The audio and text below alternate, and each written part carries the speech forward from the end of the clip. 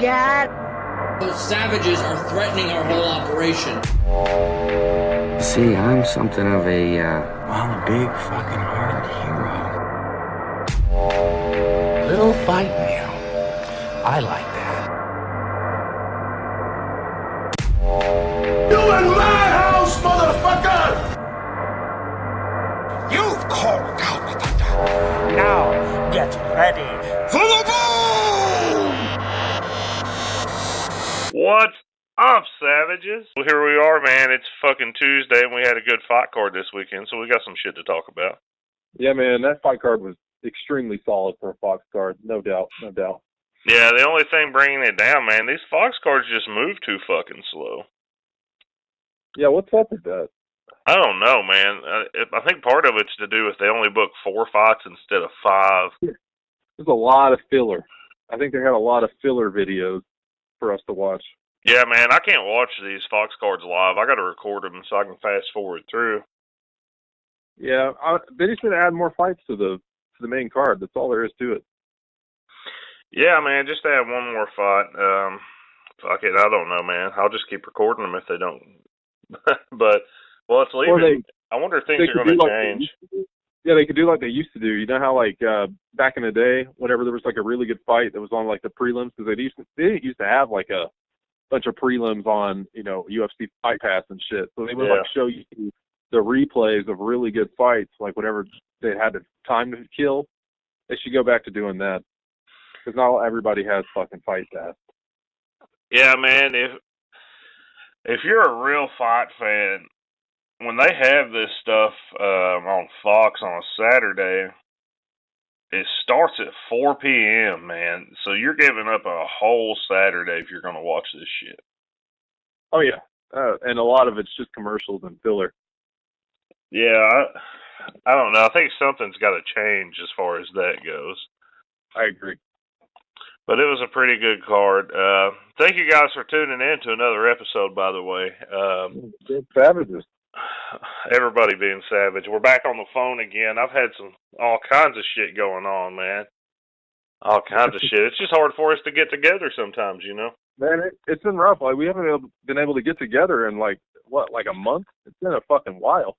Close to it, man. But I don't know, man. We'll get together here coming up soon. Plus, we're going to get some microphones, so our recording quality is about to go up either way. Oh, yeah. Upgrades. Upgrade City. Our show's going to get posted later than normal on Tuesday next week. I'm in Chicago on Tuesday. I'll be flying back, so. Yeah, we're going to have Savage MMA show after dark, baby. Let's go. After dark, yeah. I told you earlier, I don't think my flight comes back till 5 something.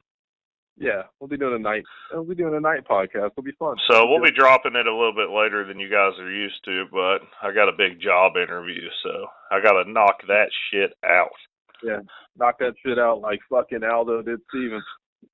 Yeah, motherfucker, I've had too much shit going on this week. I'll tell you, dude. I had fucking dentist appointment today. I have a practice interview with my wife's cousin tomorrow that's a recruiter to get ready for that job interview next week. Thursday, I have a fucking exterminator coming to the house. Happened? Dude, nothing bad, but I got to stay on top of this shit. Like, I came in the other day and saw a fucking cockroach in the floor, dude. Oh, shit. I saw one in the house, and then Maria said she saw one crawl into a crack in the concrete, like in the driveway. Coming back from out the woods? What's up? I guess so. I called the exterminator guy, and he's like, yeah, man, if you've only seen like 2 at this point, they're probably just like in the ground around your house. Yeah. So, I mean, we keep this place clean, dude. This isn't any place that cockroaches are coming around. That's what's so shocking about it, man. That place is immaculate at all times. Man, the Middleton Manor stays on point. Legit. Yeah, fuck yeah, it is. Yeah, so I got some dude coming to lay down some heavy, some heavy industrial strength stuff around the house and do the drains and do the inside the house and everything. Keep these little fuckers out of here. Yeah, hell yeah. But yeah, man, it's like every day I got shit going on. Yeah, man, we've been busy. Busy. Still never gonna miss the fucking Savage MMA show though. Nah, man, no, we're not taking shows off. The only one I took off is because I was out of fucking cell phone service. Yeah. Didn't have any way to get on it.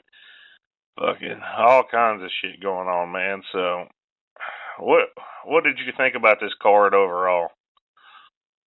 I thought it was actually really solid. I just wish there were more fights. Like I was at this point, there were only 4 fights on a main card. You know, I wanted more. How much of it did you get into? Did you get into all the prelims, or? I watched all the I did not watch the early prelims. I haven't checked them out. Yeah, it took me 2 days to watch the prelims, man. I fell asleep. The prelims were pretty good too. They weren't bad. Yeah, there was some solid stuff in there, but they were more forgettable, obviously, than the main card. But that's what you usually get from prelim. You know, that's what you expect. Like the prelims are supposed to be worse than the main card, but sometimes the prelims are better. Well, yeah, just because they're lower ranked fighters doesn't necessarily mean the fights aren't as good. Right. I don't know. Jumping back, there are some things that caught my eye from the early prelims. Dustin Ortiz got a knockout win in the first round. It was a filthy knockout.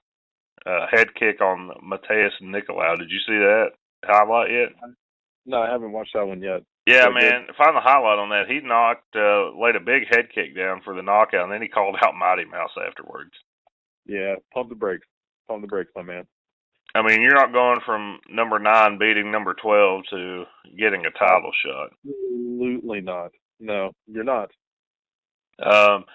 In my opinion, there's only one guy up there at the top that, after this fight, that's left for Demetrius to fight, and that's Sergio Pettis.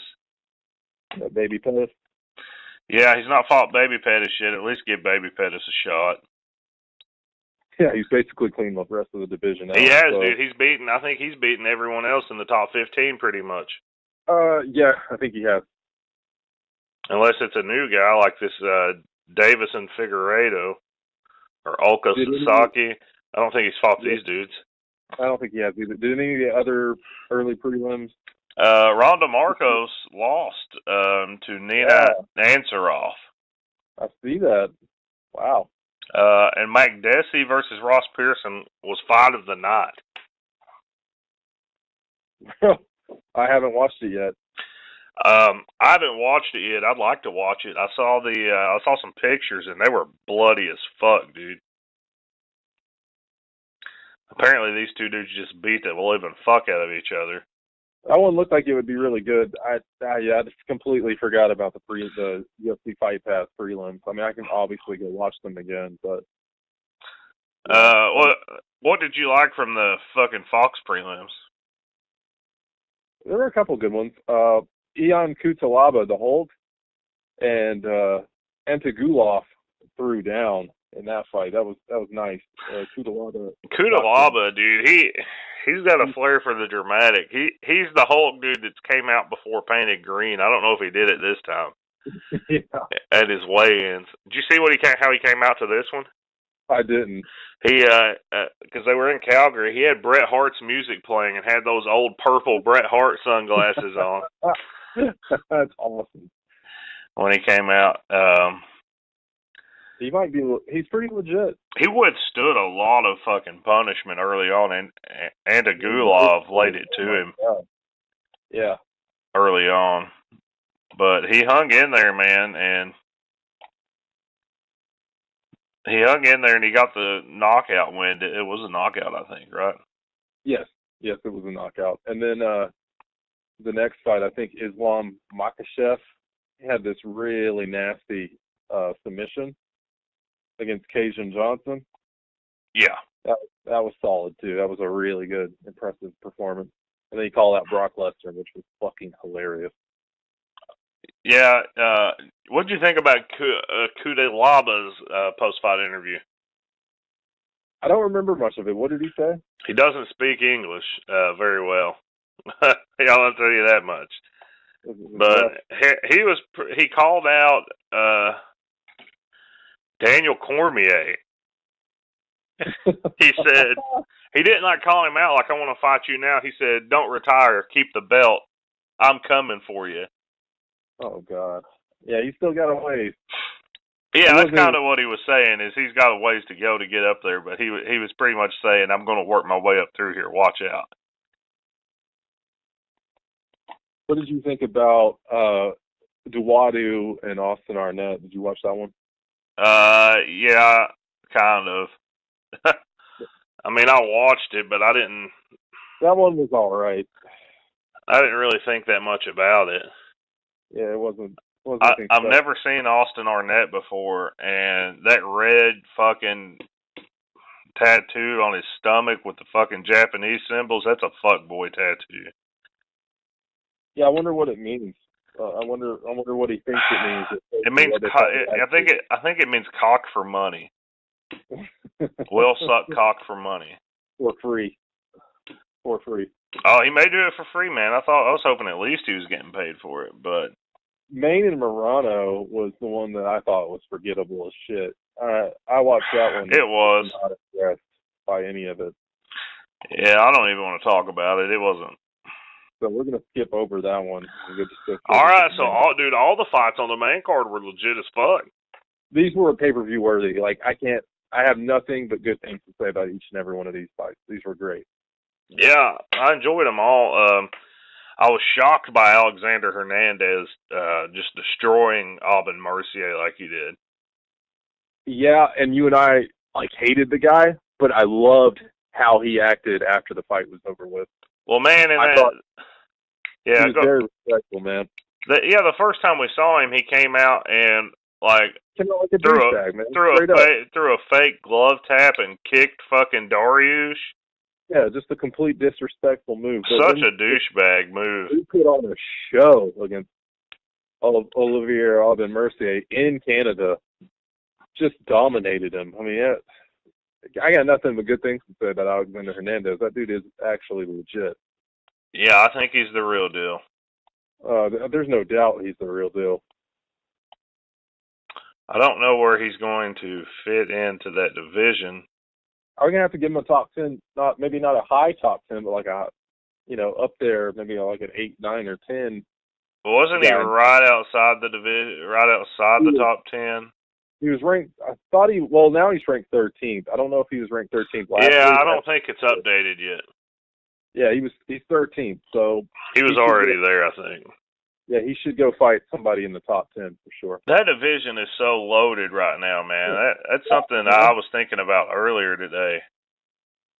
It's stacked. Because you've got, obviously, from what we hear, Conor and Khabib is on. What's it looking like? November, probably? October, November? The new news that broke today was saying that Conor McGregor's fight is most likely going to be in Las Vegas. So I don't know when the next big Vegas card's going to be, but it's probably going to be in Vegas sometime in the fall. I think Vegas. Let's look at that. But while I'm pulling that up, let's move on to the next fight. We'll talk more about the lightweight division after we talk about the main event because that has huge implications. Absolutely. So our girl Joanna's back. She looks dominant as ever.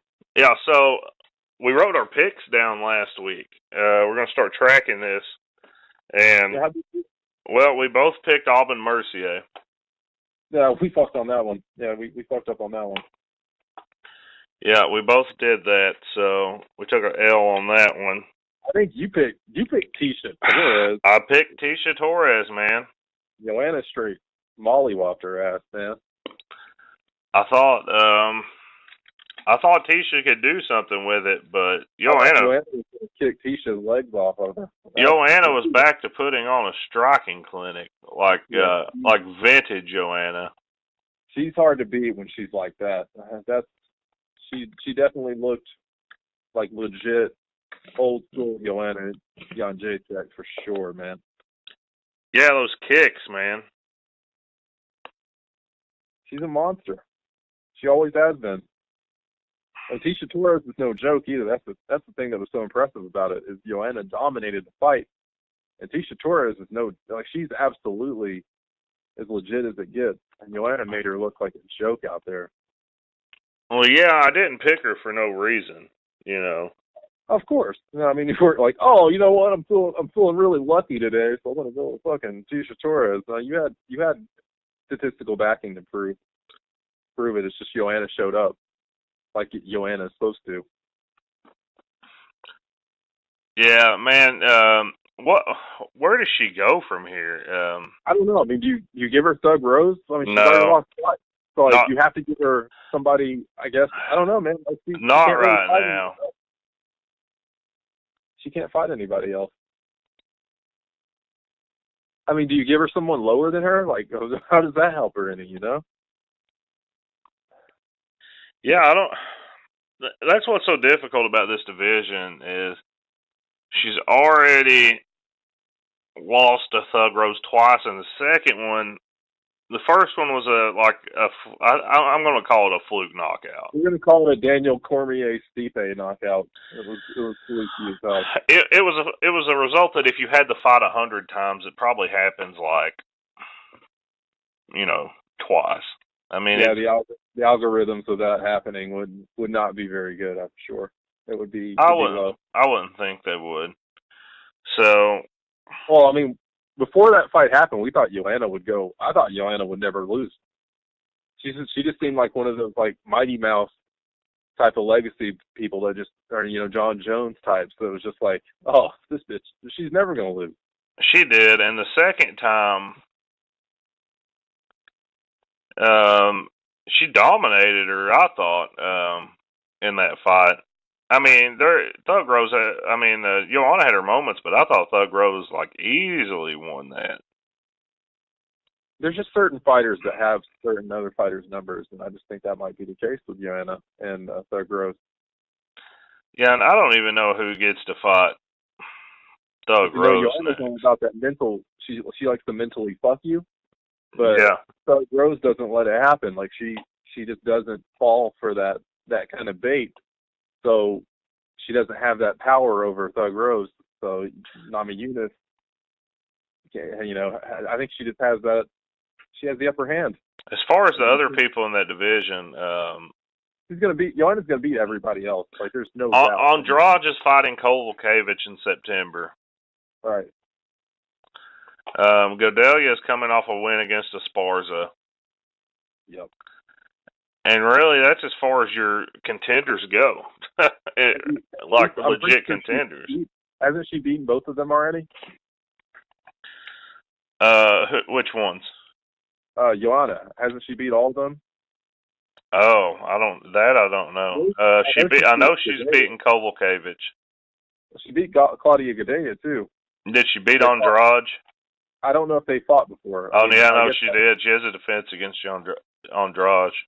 So she's beaten everybody but Thug Rose. So she won the title off of Esparza. Yes. Then she beat Jessica Penny, Valerie Letourneau, Claudia Gadelha, Kovalevich, Jessica Andrade. And then lost Thug Rose. And then dropped it to Thug Rose. And then it came back against Tisha. So, yeah, I don't know where she goes from here. I think whoever wins that Andrade Kovalevich fight gets the next title shot. Either that or you give it to Gadelha. I'll be okay with giving it to Gadelha. At this point, I think Joanna has to win again before she gets that rematch. I think Thug Rose has to defend the title against somebody not Joanna. I think somebody else not named Joanna should have to fight her, and then if she wins, then maybe Joanna gets the third shot. If Joanna wins another fight too. Joanna needs to probably beat maybe just one more fighter, I guess. I mean, it doesn't really matter who. Yeah, I agree to that. So Aldo versus Stevens. Oh my God, we got everything we asked for on this one. Dude, I thought Aldo was done. I thought, holy shit, Stevens is gonna get a fucking finish here. Aldo can take some serious damage. I'm gonna throw big props out to the ref for not stopping that fight. Also, yeah, I was afraid he was gonna, and that's what I was worried about because these two guys are both super, super, super tough. So I was really hoping the ref wasn't going to trying to throw it in early. These are both die in the octagon dudes. Yes, 100%. And man, honestly, if I were reffing that fight, I may have stopped it. Aldo was getting wrecked, man. Aldo wasn't. There was a point where he wasn't really defending. He covered his head up in it. Dude, he was just throwing bombs, standing up, damn near knocked out. Like, that shit was nuts. Yeah, that's the thing is, that's what saved him. Had he not thrown anything back there, they would have stopped that fight because he just had his head covered back against the cage, just taking punishment. And Stevens was throwing bombs too, man. That's what saved Aldo, though, is every little while I'd be like, oh, shit, they're going to stop the fight. Then Aldo would launch. And I'd be like, oh, shit, he's still in there. And then Aldo hit him with that motherfucking savage shot, man. That was brutal. That was a one-hitter, man. I mean, Jeremy Stevens crumpled. Did you see how confused Stevens' face was when he went down? Oh, dude, he had no idea what was happening. Because obviously his body shut down. Like, he was trying to stay up, and he's like, what's happening right now? He's falling down. He's like, what the fuck? Stevens is a warrior, man. And I don't think he's ever been hit that hard before. Oh, man, we've seen other dudes with that liver shot, your body just shuts off. You can't, like, doesn't matter how big of a warrior you are, you can't do anything. The liver is the automatic you're dead button. Like, if you get hit in the liver hard enough, it's over. Like, it doesn't matter who you are. It's lights out. And that was a vicious hit. Oh my God. I wanted, like, I remember you watched it later than me. I wanted to tell you so fucking bad. I was just like, oh my God, when Emil sees this, he's gonna lose his shit. God, it was epic. You know, unfortunately for Stevens, I think that's it for him as far as being a title contender. Probably as high as he's going to go, yeah, I agree. Because I think a definite possible shot again. Like, I think he put himself back into the discussion. I mean, he's number 2 anyways. So, like, that was a huge statement when Stevens had been coming down hotter. Like, he's been hotter than almost any fighter on the whole entire fucking spectrum. Like, now, see, for me, as far as getting a title shot, it depends here. Right. On who wins between Holloway and Ortega. If Holloway wins, I don't think Jose Aldo gets a third shot at. It's the Joanna Thug Rose same situation. Yeah, he doesn't get that shot. But if Holloway loses and it's Ortega and Aldo, then yeah, probably. Yeah, I think there's going to be 2 options coming out of this fight for me, and both guys give us something we've not seen before. I think you're either going to get Ortega versus Aldo, which we've not seen, or you're going to get Holloway versus Frankie Edgar. Yeah, that's possible too. Which is another. I think those are the real possibilities here. Well, Frankie Edgar could throw himself out of contention if the Korean Zombie takes him out. Yeah, and also Cub Swanson's still sitting down there in the top 5. Yeah, I mean, you can't kill Cub Swanson just for losing to Ortega. And he's got that fight coming up this weekend with Moicano, who's on absolute fire, dude. Yeah, he's legit. Is he on the main card, Moicano? Yeah, that's the 3rd fight on that card. The only fight he's lost, is to Ortega. And other than that, he's wrecked everyone, Jeremy Stevens included. It's pretty safe to say when your only loss is to Ortega, you're probably a stud. You're probably a stud. Yeah, so there is some, and then there's some new blood coming up from the bottom of this division as well. With Moicano, you got Zombie on his way back up. Money Mendez is back. Volkanovski is looking good after that fight with Darren Elkins, and then you got Zabit down here. Yeah, don't sleep on the Russian ghost fighter. So it's not as stacked as lightweight, but this featherweight division has some exciting things going on right now. That might be the most excited for a card I am the whole year, is that one with Zabit on it. When is that one? I'm going to have to look it up. Is that the one with Tyron Woodley on it? Tyron Woodley fights in September. I'm going to have to look it up. I got to know. I can't remember because I remember being. Yeah, he fights September the 8th on UFC 228. Yeah, September. Yep. That's the one with Woodley and Till. We got our girl Shevchenko's on it. Kovalkiewicz is on it. Woodley and Till is legit as fuck. Woodley and Till is probably going to be another epic Stephen Thompson and Tyron Woodley type of fight. Like, I'm very excited about it. Yeah, man. There's some good fights on that card. We're going to have Carlo Esparza versus Tatiana Suarez. Aljamain versus Cody Stamann. Cody Stamann is legit, man. Our boy, Savage MMA favorite, Zabit. Zabit versus Yair Rodriguez. Andrade and Kovalkiewicz. That's a fight. This is the best card probably of the year. The inevitable gold around the waist of Valentina Shevchenko. Don't even think Nico Montano is going to do anything here. Oh, poor Nico. That's all I have to say about that one. And then Woodley and Till. We'll break that down in depth. Woodley and Till. That's exciting. Oh, that whole damn fight card is exciting. Yeah, that's in Dallas, Texas. The Big D. Yep. Yeah, that'll be a good card, man. So, the main event here, what a fight, man. Oh, my God, what an epic war. How many times did you think Alvarez was knocked out on his feet? It was like we watched two amazing fights back-to-back that were just like the same kind of fight where those dudes were just not quitting. There was no quitting these dudes. Man, both of these guys are at the top of their game. Oh, top of the food chain of this division too. I mean, these guys deserve. I mean, Poirier honestly should get a title shot. I'm not with you on that one. You don't think so? No, I mean, but it's hard to deny him at this point. But I still think he's a fight away.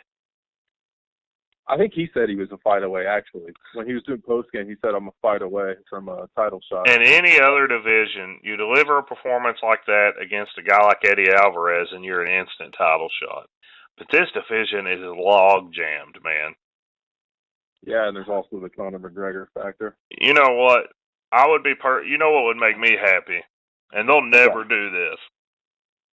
If there's any division that deserves this, they need to cancel this fucking division for 6 months. Do a tournament? And have a one-night tournament.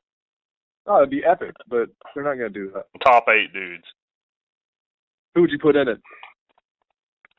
Well, let me pull the rankings back up. Obviously, Khabib, Conor, Tony. You got Khabib, Conor, Tony, Alvarez, Poirier. If we just read off the top 8, then you also have Kevin Lee, Edson Barboza, Justin Gaethje, and Anthony Pettis. Oh, my God. But if you roll a little bit farther down the rankings, you have Nate Diaz, Ali Quinta, James Vick, Michael Chiesa, Alexander Hernandez, Dan Hooker, all in the top 15. I think James Vick and whoever would win James Vick and Gaethje should get in that top 8. Yeah. If Nate Diaz comes back, he's instantly there. Yeah, you would have to put Diaz in it. Man, I would love to see a tournament. Yeah, we'll never see that again because of fighter safety, though. No, but it's fun to dream. Man, the one thing that could wreck everything, because this division needs cleared up.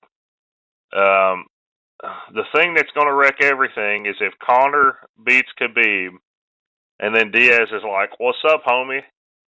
Yeah. Can we do round 3? Yeah, exactly. Of course they're going to do it, man. If he jumps back in and says, "Let's go." The only monkey wrench in that plan is there's absolutely no way McGregor's going to beat Khabib.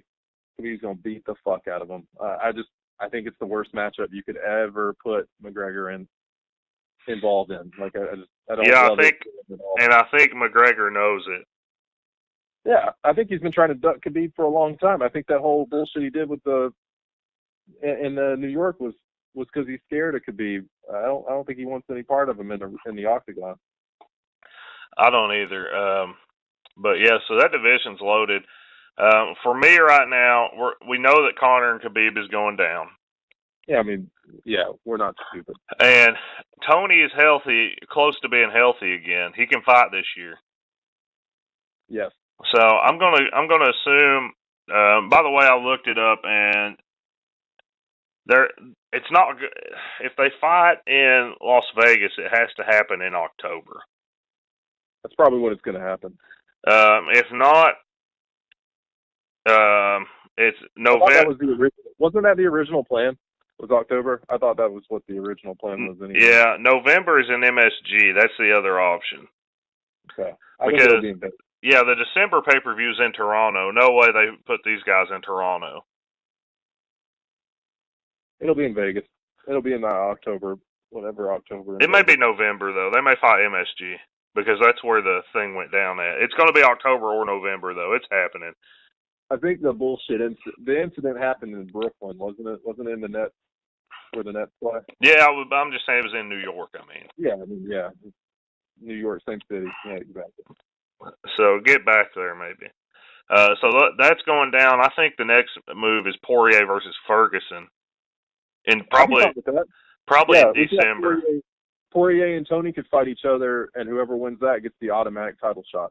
Yeah, if we do that in December, probably in Toronto, because either those guys will fight anywhere. They don't care. They're fucking savages. Tony and Poirier in December, winner gets a title shot. That's intense, man. And after that, we can start clearing some things up. In the top half, you've got Kevin Lee, who's back in that top half. Looked really good last time out. He deserves a crack at some of these dudes up here. He looked fantastic in his last fight. Yeah, and the thing is, when you look that good against Barboza, and your only loss is to Tony in that interim title fight, you don't. You don't fall far. You don't deserve to fight down, though. After you've beaten Barboza like that, you don't fight down. You deserve somebody above you. He shouldn't fight anyone lower than him in the rankings. That's for sure. No, and I'll tell you another fight to make right now. Who's that? This has happened before, but give me Anthony Pettis versus Edson Barboza right now. Oh, yeah. Yeah, we need to do that one again. Let's run that back. Title eliminator a little bit further out. Yeah, we just got to start moving this thing along. And now that I'm thinking about it, I'll tell you a matchup that would be a good matchup to watch now that I'm looking further down the rankings here. Mm-hmm. Ally Quinta versus Alexander Hernandez. Yeah, that might be around the type of caliber talent that they're going to have to put Hernandez against next. Or Dan Hooker. Either Hernandez or Hooker. Oh, God. Hooker's on a tear right now. And he is, man. Hooker fights like every couple of months. Like, he fights quick. Well, because he takes no damage. Yeah, he fights like immediately after he clears, whatever medical or whatever they have to do, man, he fights fast.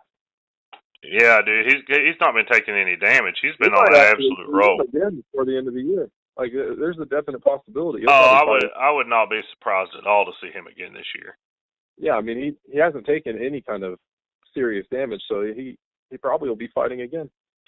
So Poirier and Alvarez delivered in a big way. It was everything I wanted it to be. Everything. Yeah, I was going to say the same exact. It delivered in every possible facet that we could have ever hoped and dreamed. In all honesty, I'd like to see a third. I want to see a third.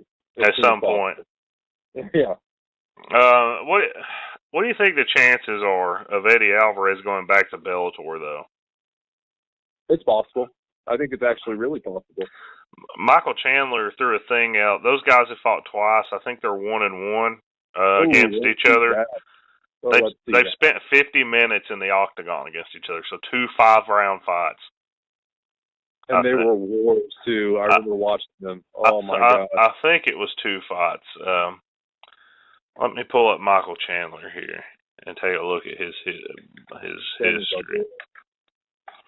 Chandler's going to get that belt back soon. Chandler might as well already have the belt back, man. Get it. I mean, it's bullshit that he doesn't have it in the first place. Yeah, so he lost to Alvarez in 5 rounds, split decision in 2013. Then where's the other fight? Oh, He lost. He won the belt off Eddie Alvarez in November 2011. That one didn't go 5 rounds. Chandler finished it in the 4th. 3 minutes into the 4th round. And then the second time these guys fought, Eddie Alvarez beat Michael Chandler in a split decision. Yeah. So, man, I'd love to see those dudes go for a third. Oh, yeah, if he leaves the UFC, that's like the fight I want to see immediately.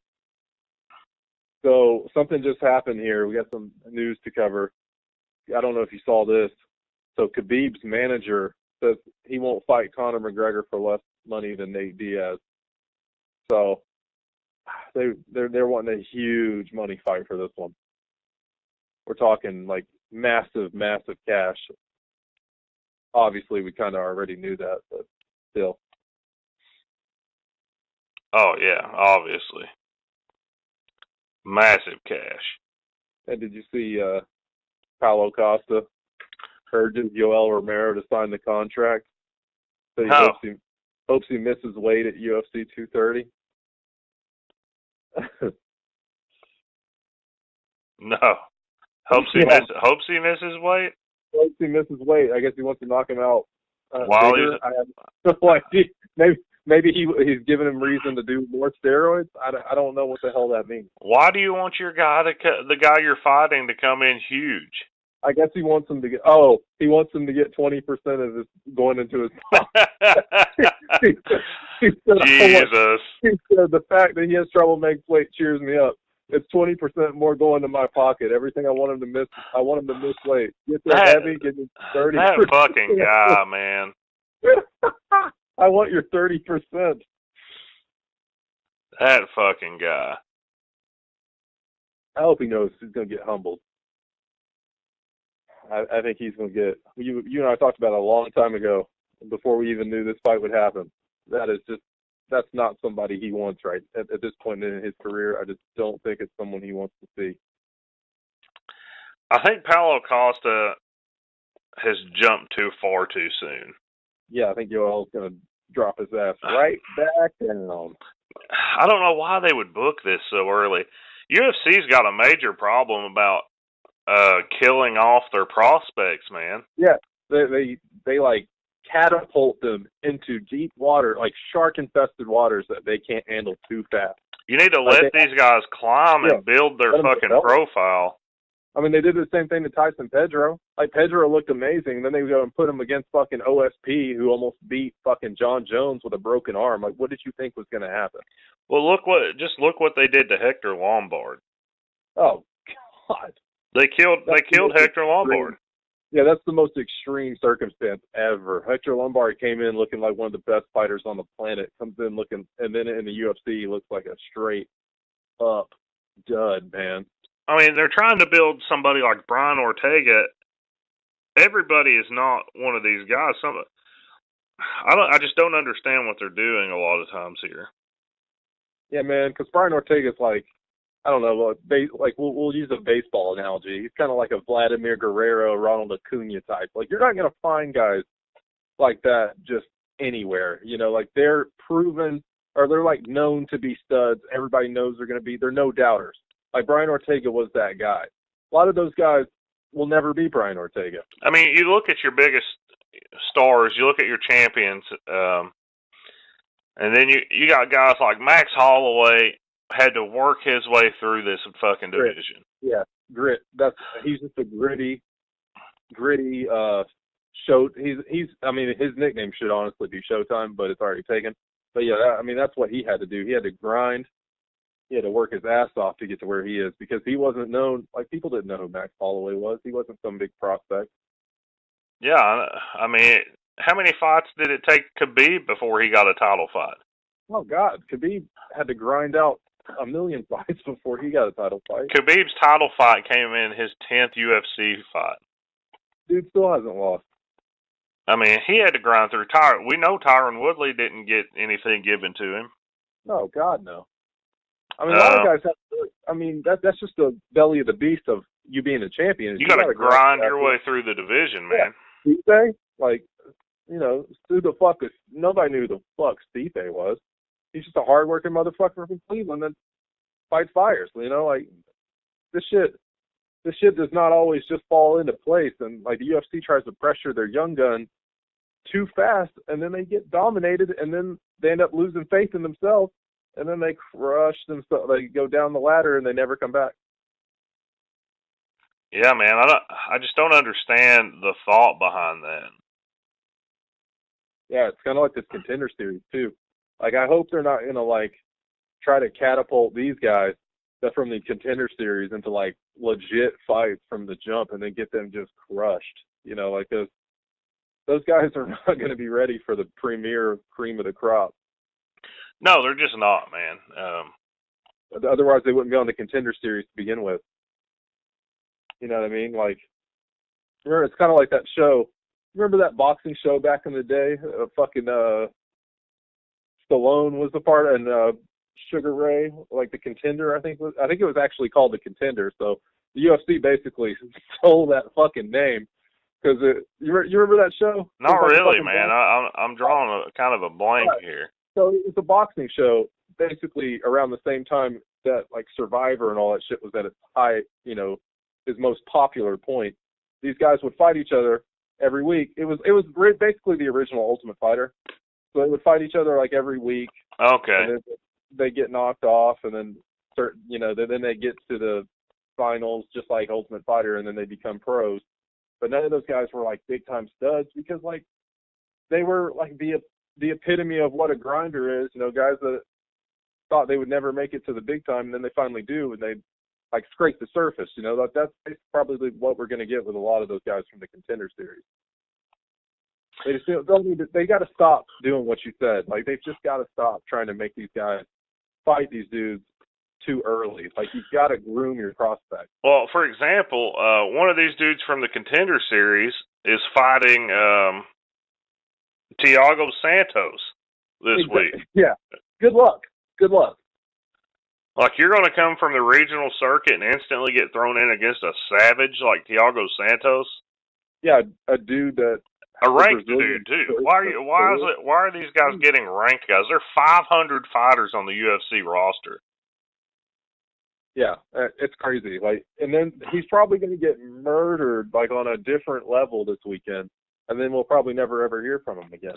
And you're going to throw these guys into the deep end like that? Come on, man. That's basically going against Thiago Santos, like putting yourself like I don't know, like in a fucking Shark Tank with a hammerhead with like bacon wrapped around you. So something along those lines, like raw fucking steel wrapped around you. Like it's just not gonna be a pretty sight.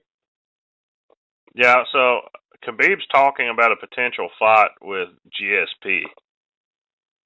That's the fight he wants after Conor. He wants GSP. He's only looking for money right now. Well, yeah, because I don't think Khabib's had any big money fights like this his whole entire career, even though he's one of the best fighters in the mixed martial arts.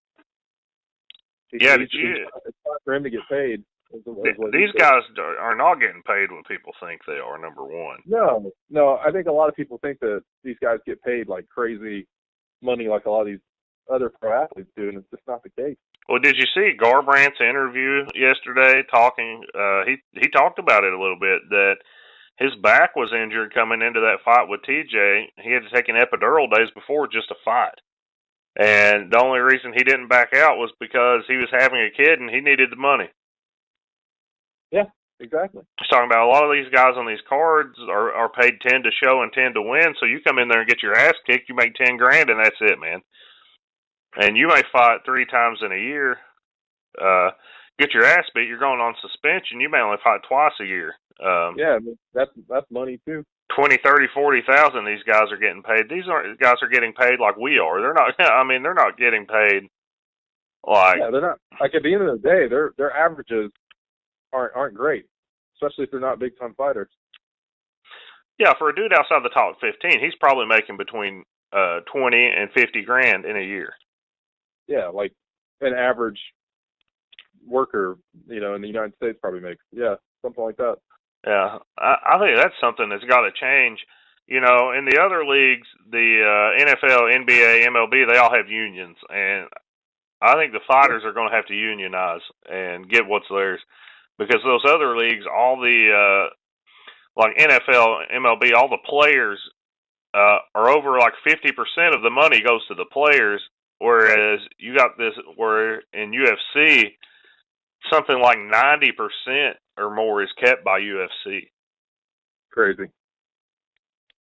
I hate to say it, but man, they're getting paid, but it's awful similar to a slavery situation, dude.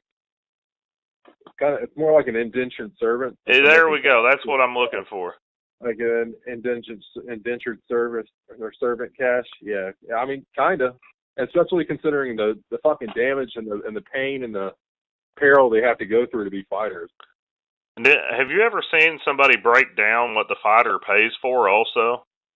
Yeah, that's another thing. It's kind of like they gotta have a lot of different payments too, kind of like golfers do. You know, like when they have to pay for clubs and tour cards, all this other shit. Yeah, so I mean, UFC books your hotel and your flight for you, and for I think 2 cornermen.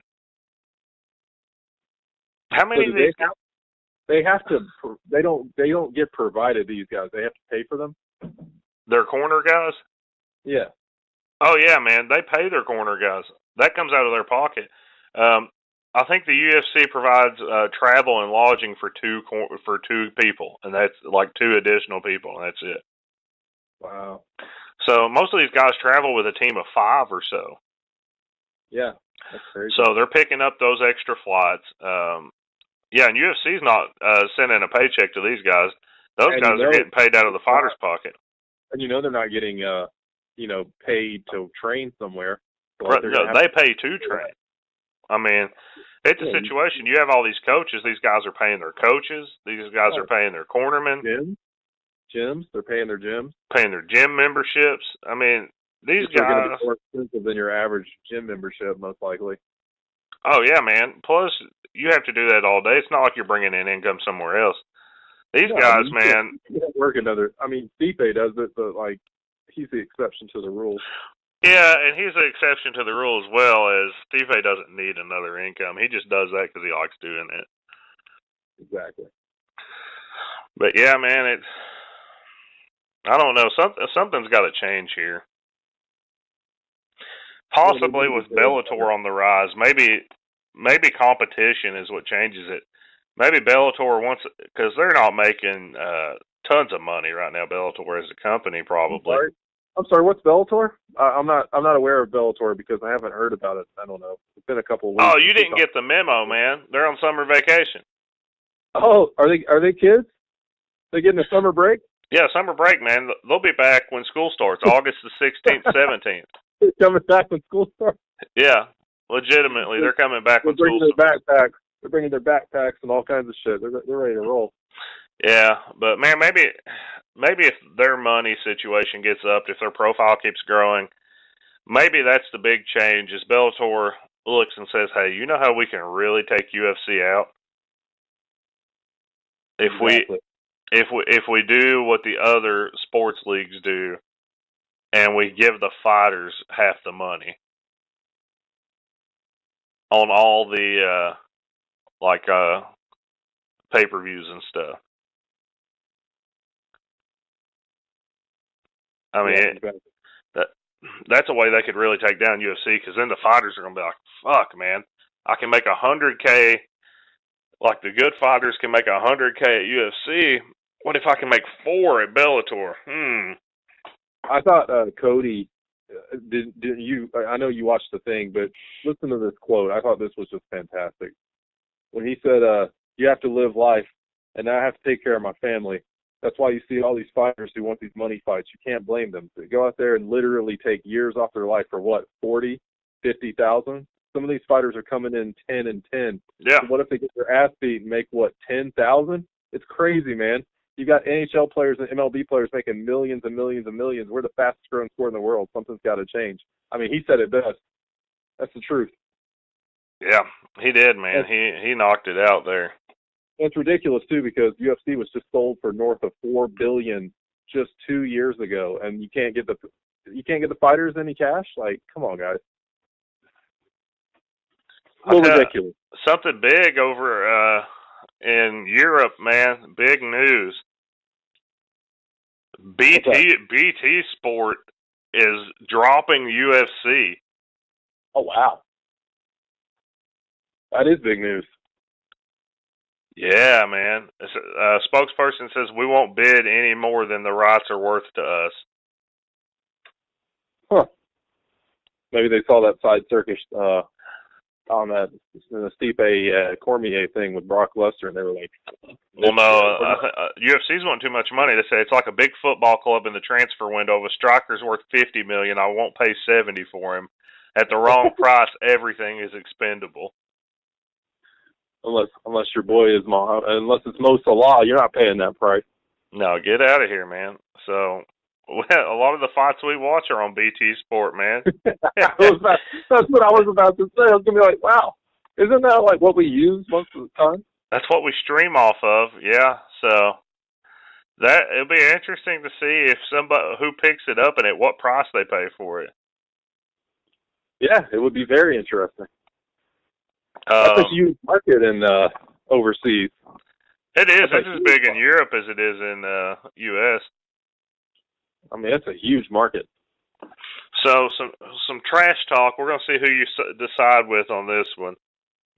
Okay. T.J. Dillashaw says Cody Garbrandt deserves to get his ass whipped again. Like, what has he done? What? I mean, I don't think Cody's a bad. You and I have been huge Garbrandt fans forever. So, like, yeah, he's been our boy since, like, day one. But, like, my thing is, like, what has he done that's so, like, all he's doing is defending his teammate. Well, he's not even been doing that, man. Leading up to this fight, all the trash talk has been TJ. Oh, no, TJ's the one, and that's why he's going to get his ass kicked. Because usually the dude that stays quiet is the one who wins.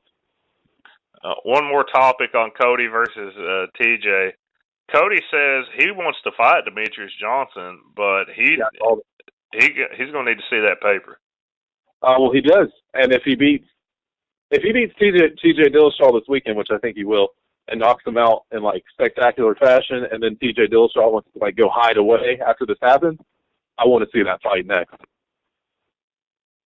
Like, that's who Cody's fighting next. Like if TJ doesn't want an instant rematch, because did you hear like all the different excuses that TJ was given, like said like camping trip and all this other shit, trying to and duck like this fight. Yeah, he tried to duck out of this fight. So like it sounds to me like if TJ loses this fight, he's going to take a little hiatus for a little while. So if that happens, I want to see Mighty Mouse and Cody Garbrandt at like the beginning of the year. Yeah, but like Cody said, UFC's going to have to pay it. I mean, oh yeah, for sure. Demetrius Johnson, man, is such. Oh, he's so underappreciated, dude. That's like, what I was going to say. That's what I was going to say. He's the most underappreciated fighter in the history of the UFC. I mean, it's outrageous. The bull, like he doesn't even get like main card status. Like this is probably one of his best. Is this his best? Has he ever been given a main card on pay-per-view? Yes. Very few times though, right? I mean, it's not been main card or main event. No, I'm talking main event. Has he been given a main event before? He fights a lot on like Fight Night and stuff. That's what I'm saying. Like, I don't think he's been given. This might be the best he's ever been given. Is a fucking secondary to the main card. I think he has had a main event. Yeah, he had one. Let me see what the fight was. I remember him having one not that long ago. Ray Johnson Borg. and Ray Borg? Yes, but that's about it. I think that's the only one he's had. Yeah, I think he was the number one fight on that Ray Borg UFC 216 card. My thing is just name another champion that's been on more like fight nights. Actually, he was not the main event on that card. Wow. Yeah, that was Ferguson versus Lee. Yep. See, he gets disrespected, man. Like he was the undercard. He was the undercard on Jones versus St. Preux. Yep. Okay, here the last time he has been the main event. He's been the main event twice, and oh god, these guards are garbage. Oh my god. He's been in the main event a few times, actually. Yeah, on pay-per-view? Yeah, and they're garbage cards.